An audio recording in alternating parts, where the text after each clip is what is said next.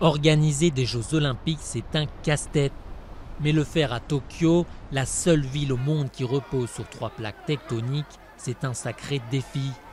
D'après les projections officielles, le risque d'un séisme de magnitude 7 dans la capitale serait de 70% au cours des 30 années à venir.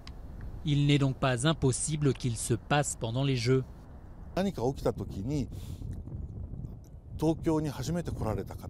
Les spectateurs des Jeux, des sportifs étrangers et japonais, tous ces gens qui découvriront Tokyo pour la première fois, ne sauront pas où et comment fuir si quelque chose devait arriver.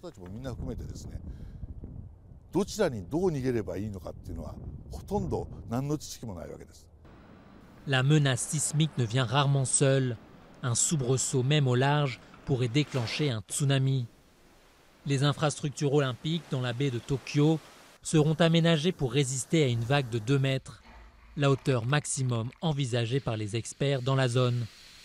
Mais le risque zéro n'existe pas. Avec un tsunami de seulement 50 cm, il est impossible de rester debout. Pour une vague de 2 mètres, les habitations en bois ne peuvent pas résister et se font emporter. Quand on dépasse les 10 mètres, même les murs en béton armé cèdent. Au-delà des JO, un tremblement de terre de grande ampleur aurait de toute façon des conséquences dramatiques, d'après ce sismologue.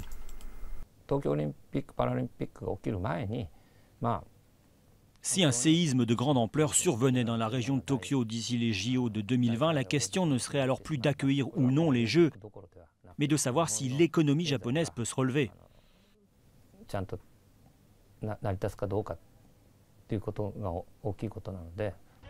Le Japon se remet à peine du 11 mars 2011 quand un séisme et une série de vagues déferlaient sur les côtes du nord-est du pays.